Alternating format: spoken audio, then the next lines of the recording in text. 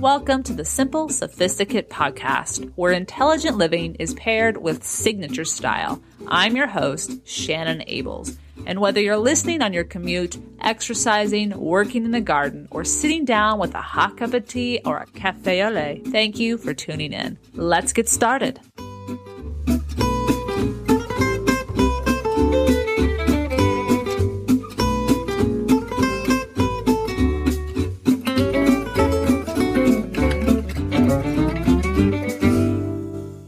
Welcome to the 63rd episode of the SImple Sophisticate, a confluence of emails from listeners of the podcast and new readers to the blog brought to my attention that many people originally discovered the blog these last year through this podcast, the SImple Sophisticate. And as such, this became very clear to me that they may not be aware of the wealth of posts that the archives on the blog possess. For example, reader Karen requested a post on online shopping and shopping in person, and she's in luck because I do have two such posts. One, why not shop online, and one, why not shop locally, each detailing the benefits and reasons why you might want to consider one or the other.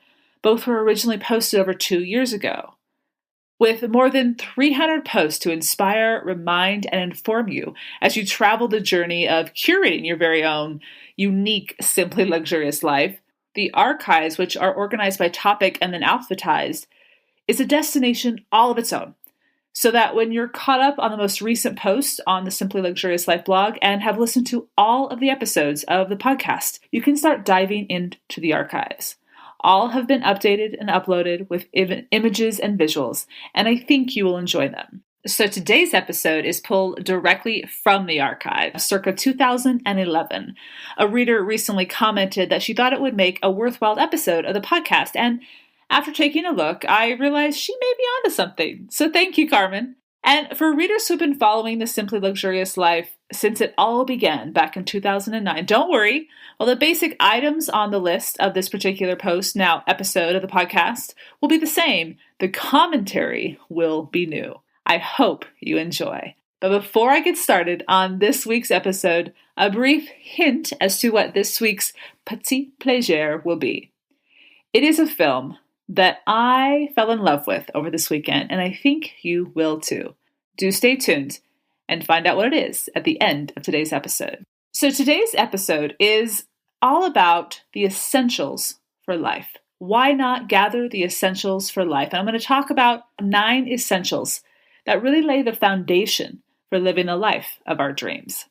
A universal quote that I discovered a long time ago on the topic of essentials for living a full life comes from Joseph Addison, and I'm sure you've heard it or seen it before. Here it is.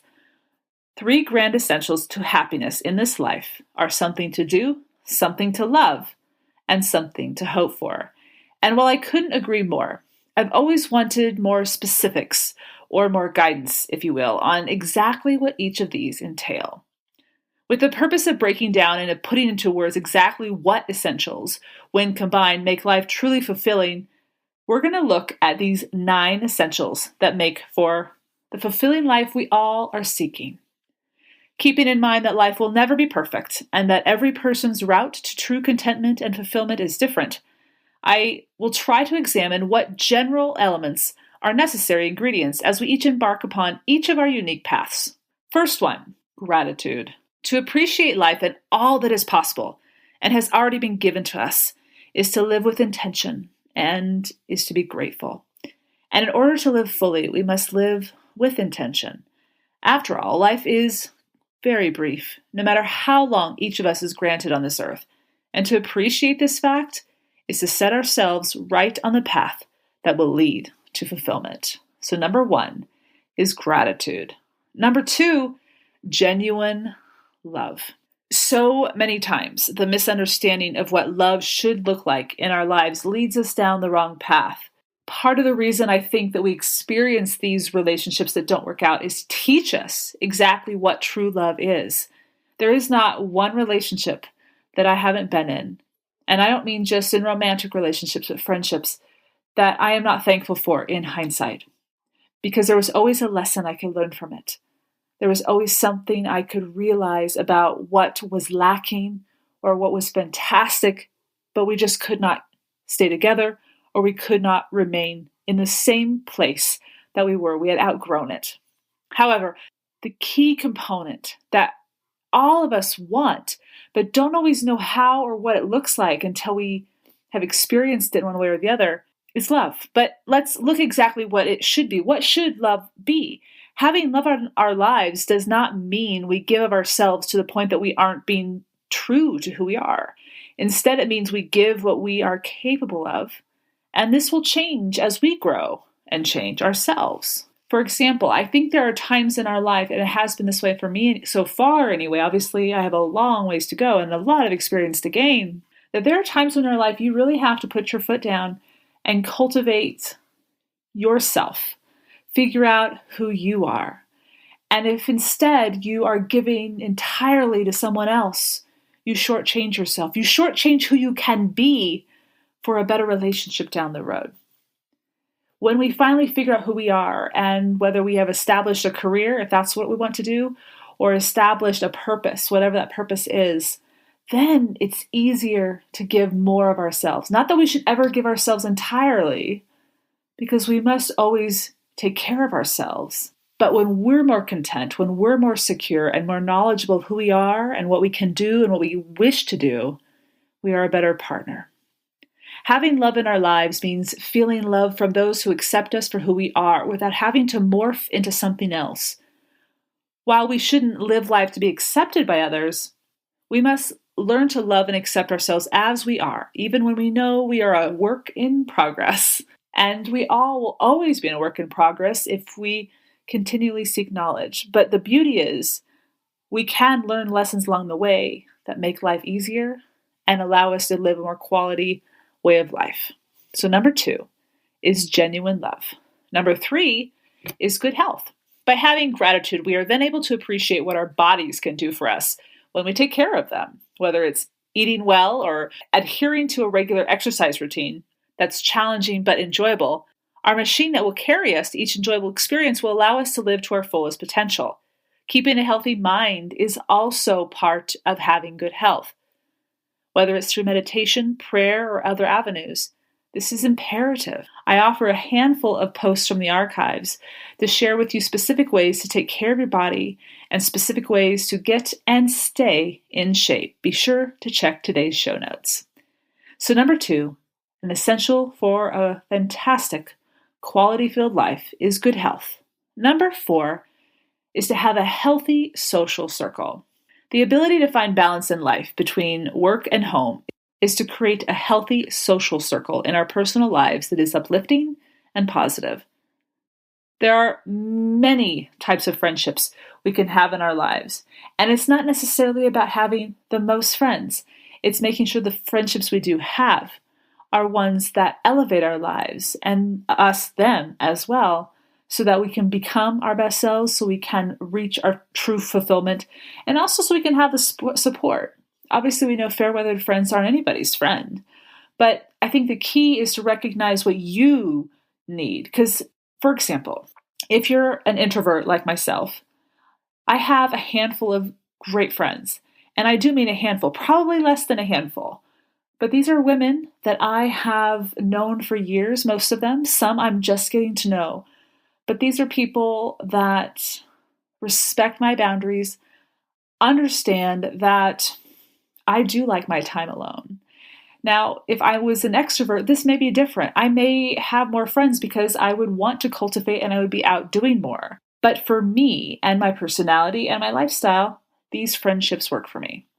So it's important that just because a magazine has a list of these are the 5 friends you should have, doesn't mean that that's going to work for you. Again, it comes back to that whole art of getting to know yourself and what you need. And once you do, I think it'll be easier to discern when a friend or someone you're just getting to know really fits the bill and whether you want to invest. So number 4 is to cultivate a healthy social circle. Number 5 is to be an effective communicator. Being able to effectively communicate with those you live with, are friends with, or work with is essential to success everywhere in your life. When we are able to clearly explain what we are feeling in a manner that is not attacking, hurtful, or defensive, we then encourage others to respond in a similar, respectful way. This is really that whole idea of mirroring. If we mirror or teach or show each other how to treat us, it becomes easier for them to either show us if they can do that, and if they aren't, they probably will not be someone who will remain a friend or in our social circle. And that really is easier to do when you have a sense of security about who you are and how you know you deserve to be treated. And we all deserve to be treated with respect. But sometimes we internally, subconsciously don't believe that. We've got to believe that if we want to teach people how to treat us, and that must be them treating us well, because we do deserve that. Each one of us does. It could also be an exemplifying kindness. If we exemplify this thoughtfulness, then we show them that it's okay for them to be vulnerable with us as well. So that's another part of this whole effective communication.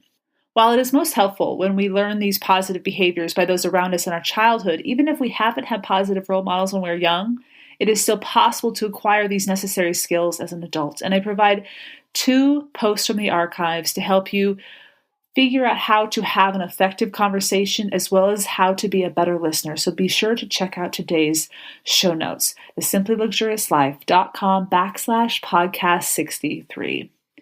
All right, I've just covered 5 of the 9 essentials to live an amazing life. I'm going to take a quick intermission, and I will see you on the other side.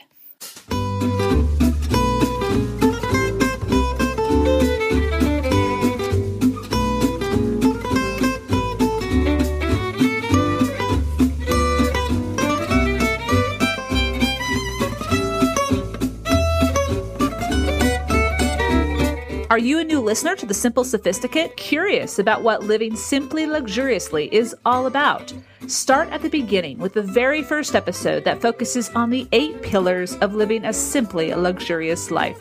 It's the most downloaded episode of the podcast and the perfect way to discover how to live your best life. Visit www.thesimplyluxuriouslife.com/podcast1 and discover what simply luxurious living is all about.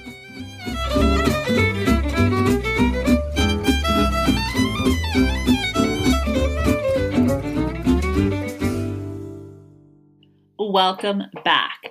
Number 6 on the list of essentials for living a simply luxurious life is self-confidence and self-respect. In order to live our own lives, to chase our own dreams, and to successfully be the best person we can possibly be, each of us must know who we are, respect ourselves, and be confident. So much so as to be able to propel ourselves out into the world when those times arise when we doubt ourselves and our abilities. The key to having confidence, I've had an episode entirely about confidence. I'll provide links on today's show notes. But we have to figure out how to gain it. The only way to gain confidence is to step outside our comfort zone from time to time. This is when things are uncomfortable. These are doing things we've never done before, going places we've never done before, trying a new skill we've never done. But oftentimes when we reflect back on what we've accomplished, we're reminded of what we are capable of. And that boosts our confidence. And that is what allows us to keep stepping forward and trying something new. So I'll provide a handful of links to posts on self-respect, how to get to know yourself, and finding your confidence on today's show notes. So be sure to check out whichever one you're interested in. So number 6 is to have self-confidence and self-respect. Number 7 is to have a purpose. Whether one's purpose is in a particular career or in raising a family, each person must find their own fulfilling direction in life. This purpose must not be something that is placed upon us, making us uncomfortable, as to be like a family expectation or societal expectation. You will pursue a law degree. You will have 2 kids and a dog. If that's not who you are or what you want to do, don't do it. Don't do it. And sometimes that sounds easier said than done, especially when we have pressures from friends who are doing this and we think that's the easy path to happiness, whatever path it is that just doesn't sit well with us. It's key to find that courage within you to say, no, I don't know what my path is, but that one doesn't feel right, and I'm going to try to figure out what is. When we have discovered our purpose, We have helped ourselves out by determining the direction of our lives. And let me tell you, when you finally figure out your direction, either the career or how you're going to give back to the world, if that's what you've been searching for, you don't know how to do it. Once you find out how, talk about knowing how to answer life's questions when they're presented to you. I think oftentimes the big quandaries so far in my life have happened when I'm not sure what I want my life to look like, what's going to sit well with me. But once I have found that out, the decisions are much easier. Much easier. Move here, stay here. You figure out exactly what you're comfortable with and exactly what you're more capable of, and you don't settle. Once you know where you want to go, you don't settle. You don't settle. Now, the purpose may change throughout different stages of life, but the key is to listen to our hearts and trust that we are capable of making the journey. I'll provide a link on today's show notes on how to discover your purpose. It's a 3-part series, and I think you'll enjoy it. So number 7 is to discover a purpose. Number 8 is to have opportunities to grow. No matter what our age, we must always be willing to grow and learn. To learn is to allow ourselves to improve, discover new things, and to feel alive. The world around us is constantly changing, and we too are dynamic creatures, so it's imperative that we look for new opportunities to learn something that piques our curiosity, a skill, a part of history, anything. If something grabs your eye in the newspaper or on the news or on your social media, keep digging, keep searching. It doesn't have to make sense at first. It probably won't. Once you finally spend that time, invest that energy, you'll be amazed at the treasure you discover. The key is to continue to challenge our minds, and forever we will then remain young at heart. I'll provide a link on today's show notes on how to learn ways to challenge yourself on a regular basis, because it truly will improve the quality of your life. And number 9 is to have the ability to find the balance. There is so much of life that is unknown. The motives of the people around us, what awaits us in the future, and what our past has prepared us for. Being able to know when to live in the moment, how to have a healthy sense of humor, and when it's appropriate to look ahead and be cognizant of the consequences of our actions, and when to let go, are key skills to acquiring balance. I will provide a detailed post link to how to establish this balance, but it really comes down to educating yourself, to getting to know yourself, and to being willing to take risks from time to time to stretch yourself. Because when you achieve a balance in life, even though it is a constant process, it is something that will improve, obviously, the quality, but it will keep that motor running. It's kind of like if you keep walking on the balance beam or on a tightrope, and you keep at a steady pace and you have your balance and you have your eye on the right target. If you keep going, or a better example I should say is like riding a bike. Momentum is key. Keep moving. That's the easiest way to keep your balance. Keep learning something. Keep striving forward. Keep being appreciative. And it's amazing what that momentum will bring into your life.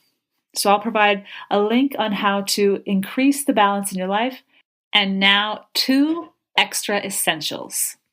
Accept life's cycles. Once each of us realizes and accepts that life will include ups and downs, births and deaths, successes and struggles, we are then capable of savoring and genuinely appreciating those moments of joy at a level that helps us get through those moments of sadness and frustration.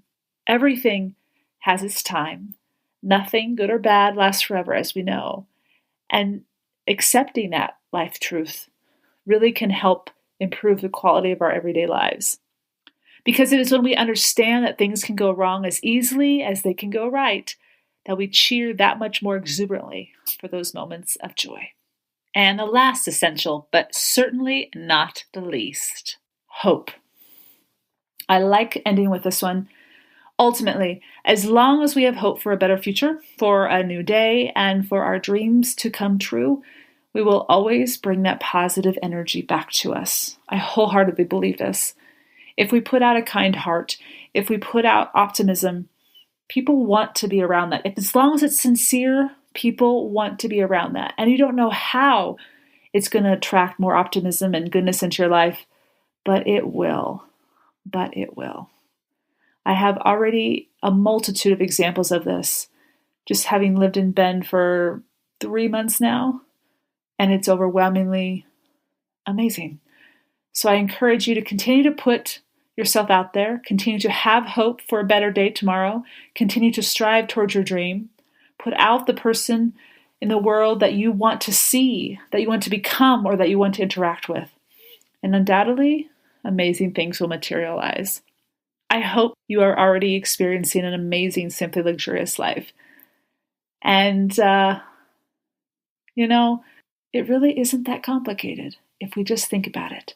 So today's essentials for living a simply luxurious life can be found at today's show notes, thesimplyluxuriouslife.com/podcast63. And there is an ample amount of posts from the archives that I've pulled that I think you will enjoy. But please feel free to check out the archives. There are endless posts that I think for sure a handful will be something you would be interested in.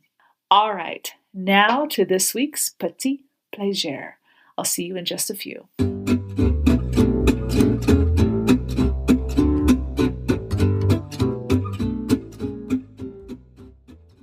Welcome back.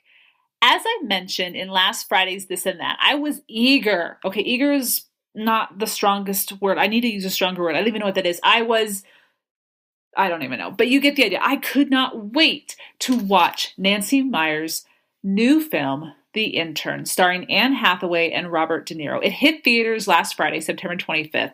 And so this past Saturday, I made a date with myself and took in a matinee of this lovely, chic comedy. Now, interesting to note, originally, Tina Fey and Michael Caine were scheduled to play the headlining roles. Then it was Reese Witherspoon who's going to play the female role. But as we know, Robert De Niro and Anne Hathaway secured the top spots.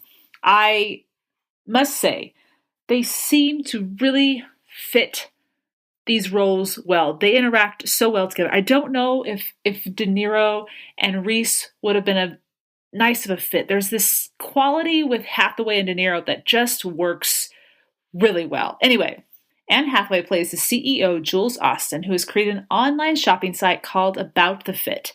In 18 short months, her business has soared, and she now employs more than 200 primarily millennial workers in a refurbished Brooklyn warehouse. Deciding to hire 3 senior interns, Robert De Niro's character, Ben Whitaker, is tapped to assist Jules. And gradually, takes some time of course, a friendship unfolds. True to form, Nancy Meyers' set is superb, with the office of About the Fit tailored after Nasty Gal and Moda Operandi, which she toured for inspiration, and a New York brownstone for Jules and her family that reminds me of Jenna Lyons' house that she used to have in Brooklyn a few years ago until she sold it.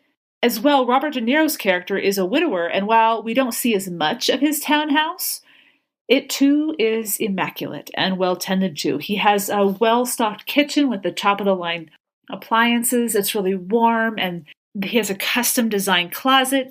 You name it, Nancy Meyers has thought of it. And in today's show notes, I'll provide a couple of images from the set. They are beautiful. The beauty of this film, as Nancy Meyers reminded reporters, is there are not unexpected twists and turns. Her films are feel-good, beautiful to watch visually, and offering characters to like, not loathe.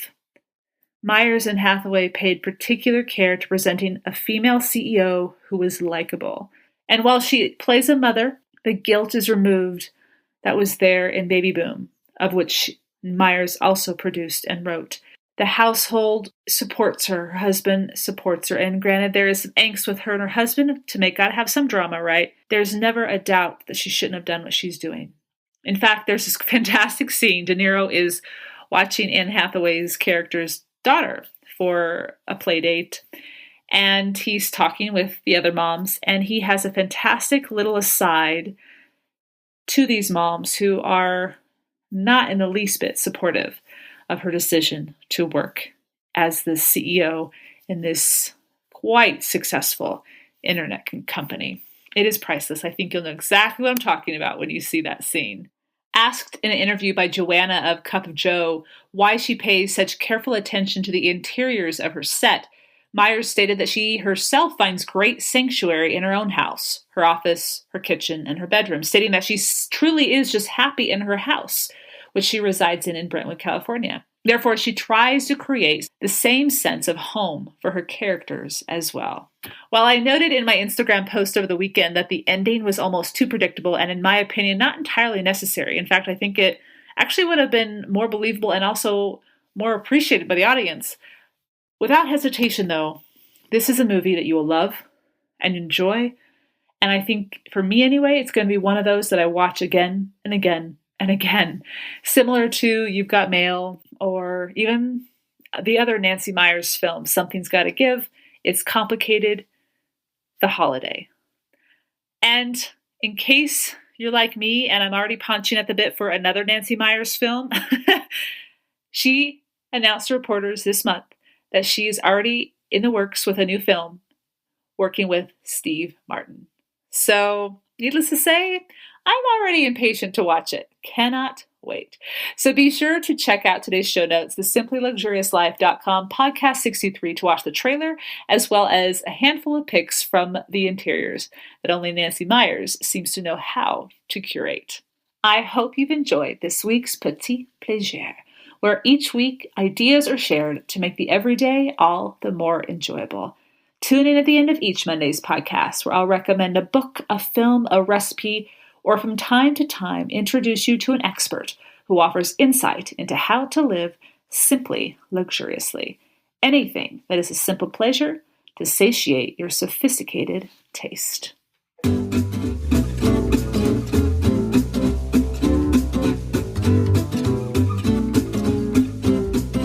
Thank you for tuning in to the SImple Sophisticate podcast, where intelligent living is paired with signature style. For more ideas and inspiration throughout the week, stop by the blog, thesimplyluxuriouslife.com, or pick up the book, Choosing the Simply Luxurious Life, A Modern Woman's Guide. Until next Monday, I'm your host, Shannon Ables. Bonjour!